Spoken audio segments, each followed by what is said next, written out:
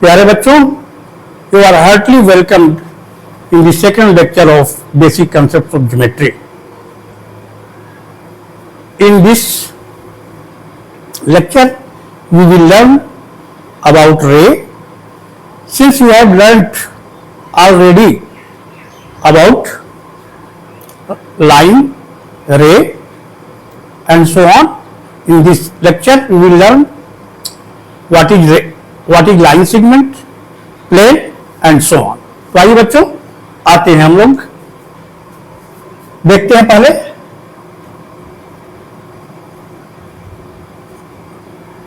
Basic concepts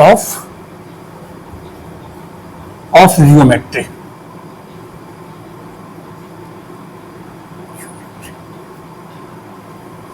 देखते हैं बच्चों, देख लेते हैं प्लेन क्या है।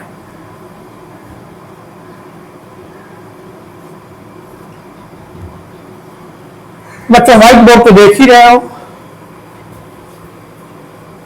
आपके घर में क्या है, कैलेंडर लगा होता है, कमरे की दीवारें हैं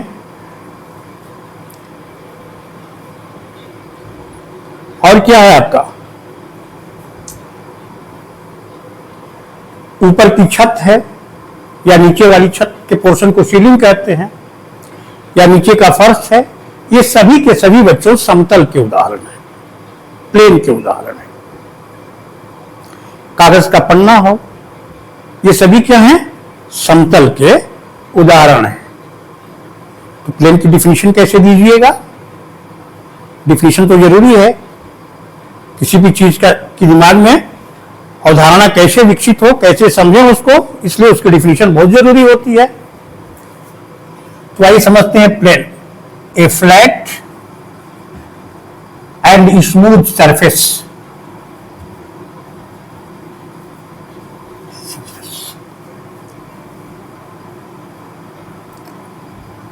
which is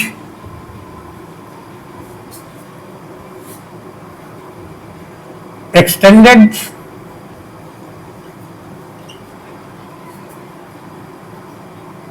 up to infinity in all directions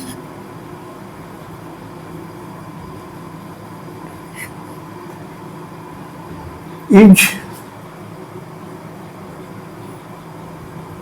known as a plane. Example क्या हो गया?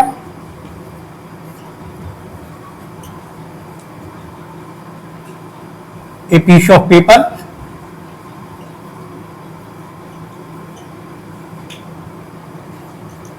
surface of whiteboard,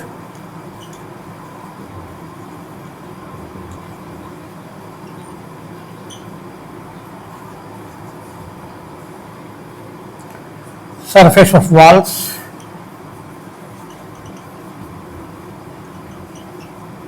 and so on, etc. ऐसे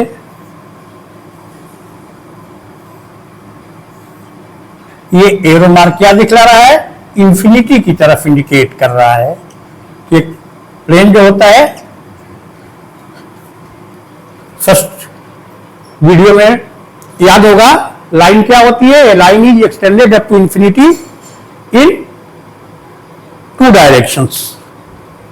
Array is extended up to infinity is only one direction. A line has no any end point. Array has only one point. उसी तरह से क्या होगा? Surface का भी चारों, हर इन ऑल डायरेक्शंस। और थ्रेड क्या होना चाहिए? स्मूथ। देखिए सरफेस कैसा होना चाहिए? रफ नहीं होना चाहिए, कहीं उभरा हुआ कहीं धसा हुआ, ऐसा नहीं, उसको प्लेन नहीं कहेंगे। सब कंप्लीट चिकना होना चाहिए, समतल और चिकना, इस तरह से, जैसे व्हाइट बोर्ड है इस तरह से, उसको कहेंगे हम लोग प्लेन। बच्चे आइए यहीं पर क्या समझ लेते हैं, लाइन सेगमेंट समझ लेते हैं। लाइन सेगमेंट,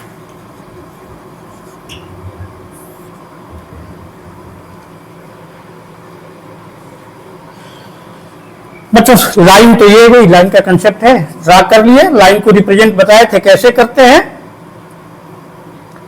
इस पर कोई भी दो पॉइंट ले लेते हैं, उनका नाम दे देते हैं। मान लिया ये पॉइंट P है A point is represented by any one capital letter. A line is represented by any two capital letters taking 2 point on it. समझ गए? अब देखिए यहां सिंबल भी बताए थे, पी क्यू क्या हो गया आपकी लाइन, और इस तरह से लिखें तो क्या हो गया रे, और केवल इस तरह से लिख दें पी क्यू आर ओनली, इस तरह से पी क्यू। ये किसको रिप्रेजेंट करता है? लाइन सेगमेंट को रिप्रेजेंट करता है। लाइन सेगमेंट पी से क्यू तक, मतलब ये दोनों पॉइंट ये और इसके बीच के सारे पॉइंट इंक्लूडेड रहते हैं लाइन सेगमेंट में। हम लोग देखेंगे लाइन सेगमेंट, रे और लाइन में क्या डिफरेंस है, इसको हम लोग एक कॉलम बना के इसमें लिखेंगे। पहले लाइन सेगमेंट की डिफिनेशन क्या होता है बच्चों, लिख लेते हैं। A line segment is a set of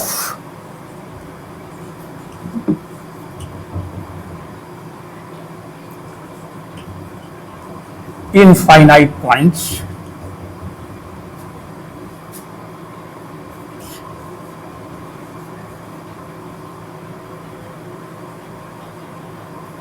between any 2 points, between any 2 points, मतलब पी क्यू के बीच के सभी पॉइंट, और ये दोनों पॉइंट भी इंक्लूडेड रहते हैं। between any 2 points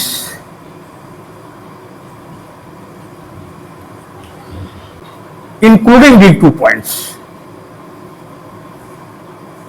including इस पॉइंट के सेट में क्या होगा, पी और क्यू के बीच के तो सारे पॉइंट रहेंगे ही, पी और पॉइंट क्यू भी इसमें इंक्लूड रहेगा। Between in 2 points and including the 2 points. Representation of line segment क्या हो गया,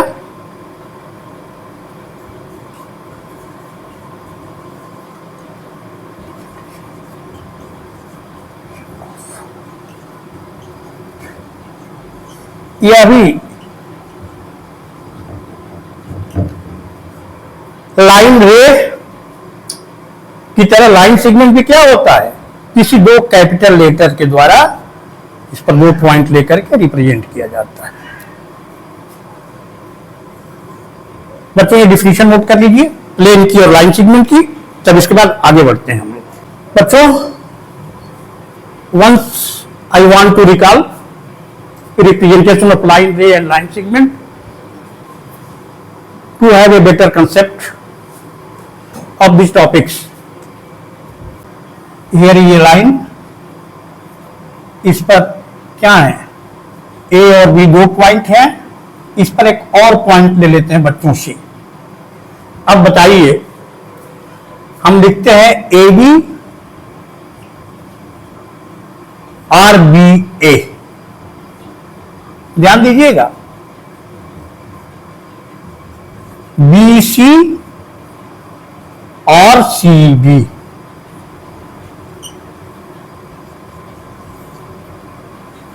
AC और CA। देखो दोनों तरफ क्या लगा है, एरो मार्क लगा हुआ है इस पे। AB और BA ये बच्चों सभी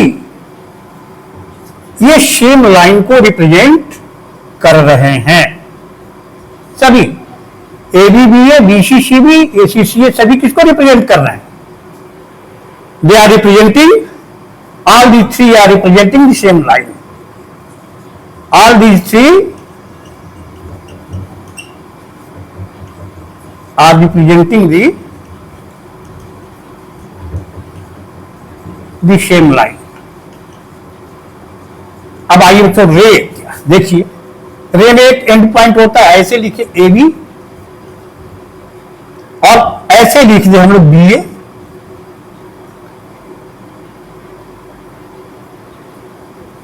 रे। ए बी, बच्चों ए बी और बी है, ये तो सही एक ही लाइन को करते हैं, ये सभी एक ही लाइन को कर रहे हैं रिप्रेजेंट, लेकिन ए बी और B they are not representing the same ray. ध्यान दीजिएगा, ए बी का मतलब हुआ पॉइंट ए क्या है, इनिशियल या एंड पॉइंट है, और पॉइंट बी की तरफ क्या है, एक ही डायरेक्शन में वो एक्सटेंडेड है। अब बी ए का मतलब बी इसका क्या है, इनिशियल पॉइंट है। समझ गए ना, बी ए क्या है, इनिशियल पॉइंट है या एंड पॉइंट है, और ए की तरफ इस डायरेक्शन की तरफ है, और ए बी क्या है आपका, इसकी तरफ है। समझ गए, A B and B A are not the same,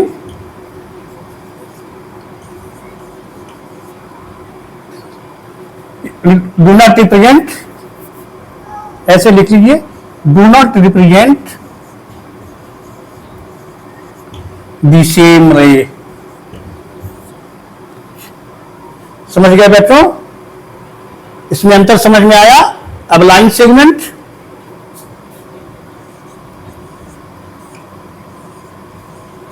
line segment में ये देखिए A B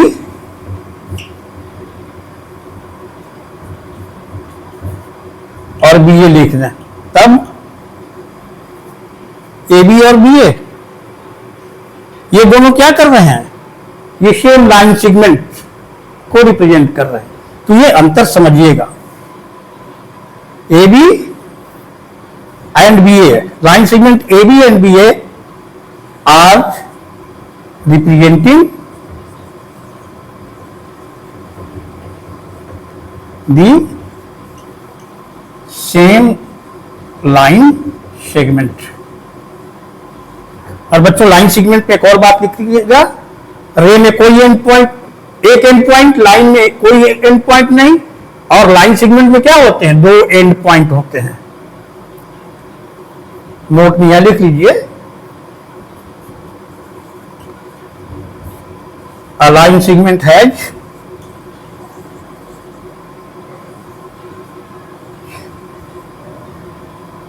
to end points, two end, दो एंड पॉइंट होते हैं। बच्चों जो भी कंसेप्ट मैंने अब तक बताया है उसमें तुम इजिली लाइन रे और लाइन सेगमेंट के बीच में क्या कर सकते हो, अंतर आराम से लिख सकते हो। और उम्मीद करता हूं कि मुझे लिखने की कोई जरूरत नहीं है, जो टाइम हम लोग इसमें वेस्ट करेंगे, ठीक, अपने से ये लिख लीजिएगा। ये क्वेश्चन मैं यहां देख लेता हूं, पर इसको नोट कर लीजिए, नहीं तो फिर भूल जाइएगा, तो फिर दिक्कत हो जाएगी। लीजिएगा, बहुत आसान है।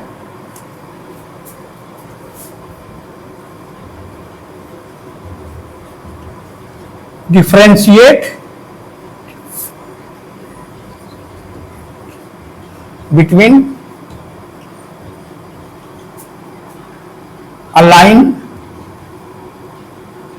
array and the line segment and the line segment। बच्चों उम्मीद करता हूं ठीक से इतना समझाने के बाद आप आराम से इस क्वेश्चन का उत्तर लिख, एक कॉलम बना लीजिएगा इस तरह से, और यहां लिख लीजिएगा लाइन, यहां रे, यहां लाइन सेगमेंट। तुम अपने मन से अपने ऑर्डर में भी लिख सकते हो, रे यहां लिख लो, लाइन लिख लो, कोई बात नहीं है। और जैसे क्या है, एक एग्जांपल दे देते हैं, जैसे लाइन क्या है, a line has no end point, a line has no end point, a ray has one end point,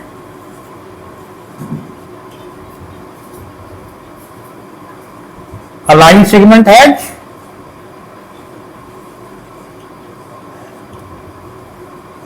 two end points। Line की लेंथ क्या होती है, इनफाइनाइट होती है, extended up to infinity in both direction.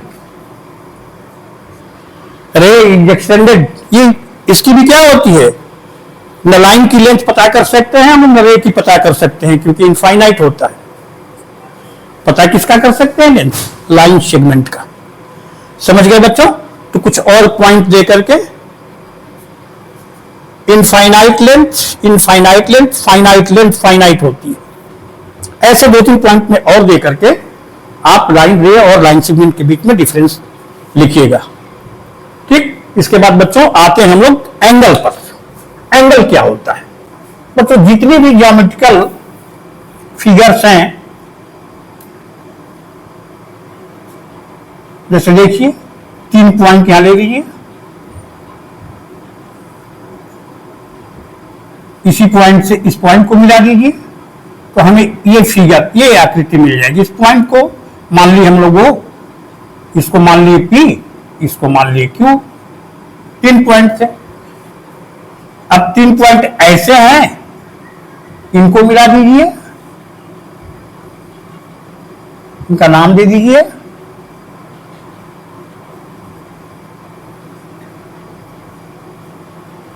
चार point ऐसे ले लीजिए यहां पे, और इनको मिला दीजिए लाइन सेगमेंट से।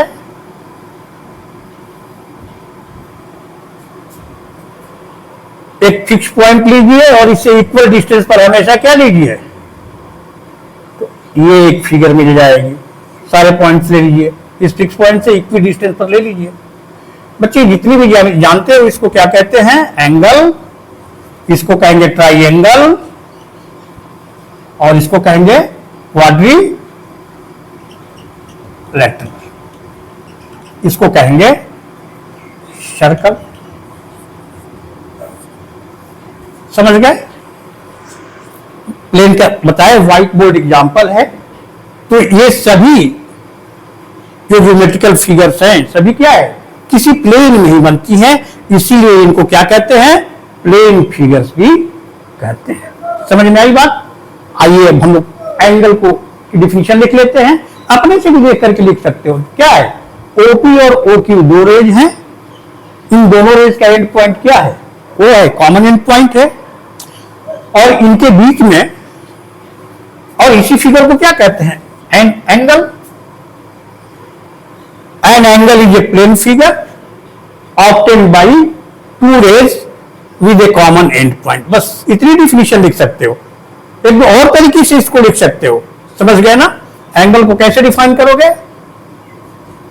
एन बता रहे, ये सभी क्या है? एक प्लेन में बन जाती है। An angle is a plane figure obtained bye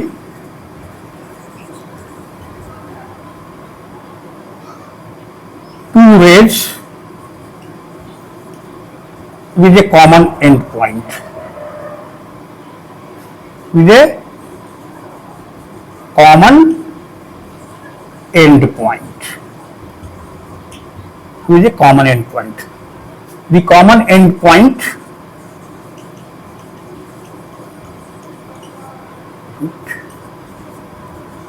of an angle is known as, या is called its vertex.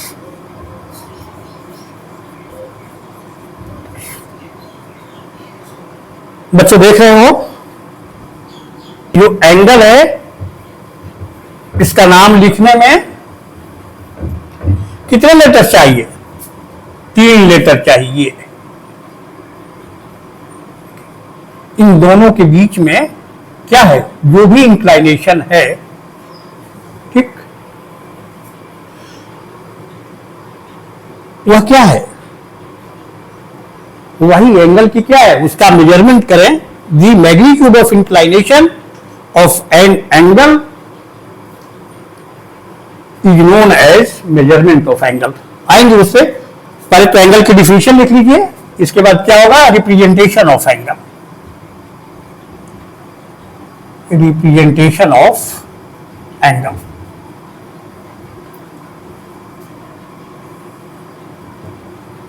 Angle का नाम लिखे या उसको रिप्रेजेंट कैसे करते हैं? 3 कैपिटल लेटर्स के द्वारा। an angle is represented by three ways. Number one, by using three capital letters.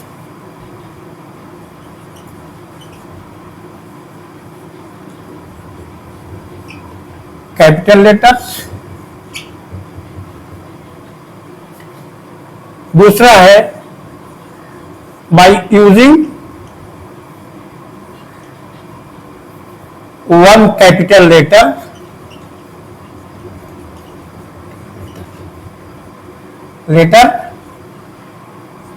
representing its vertex.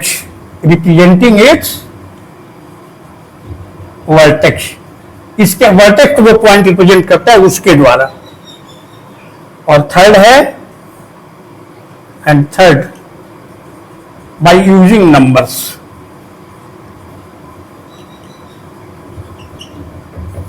तो बच्चों देख लीजिए इस एंगल को तीनों तरह से कैसे लिखेंगे.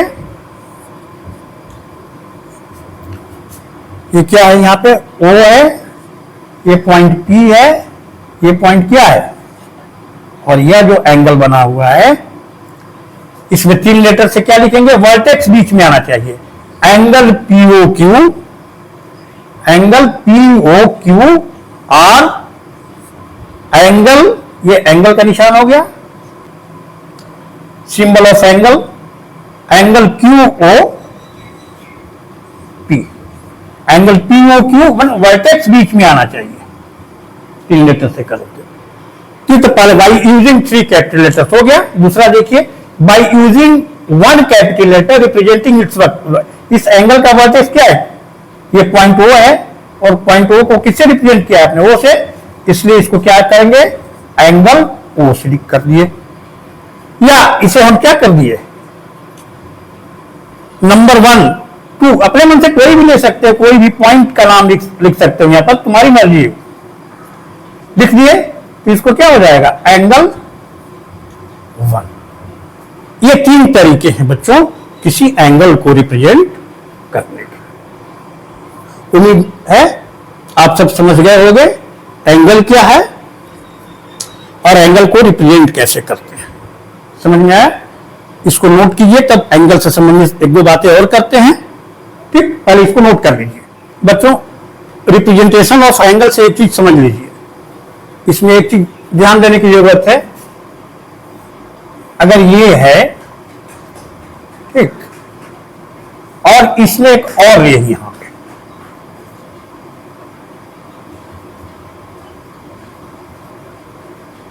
देख रहे हैं कुल कितने एंगल दिखाई दे रहे हैं. एक ये है एंगल AOC या COA, ये एंगल COB और एंगल BOC, और एक ये एंगल हो गया AOB और BOA.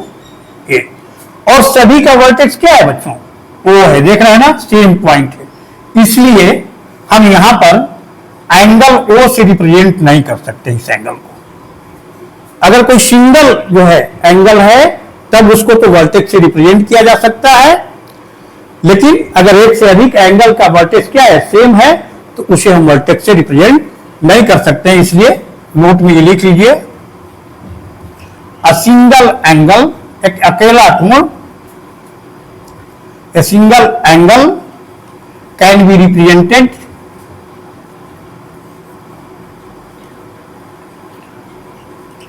by using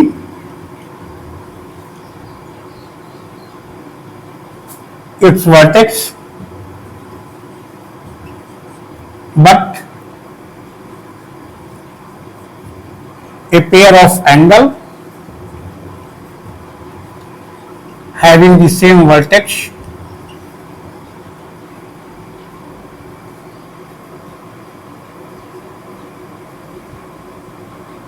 pair of angle having the same vertex. A single angle जैसे किए थे हम लोग इस एग्जांपल में, यहां किए थे ना, ये P है, वो है, Q है, ये तो एंगल वो लिखे थे. लेकिन इसमें क्या है, दो एंगल है, देख रहे हैं ना, एक और तीसरा एंगल ये भी इसी पर बन रहा है।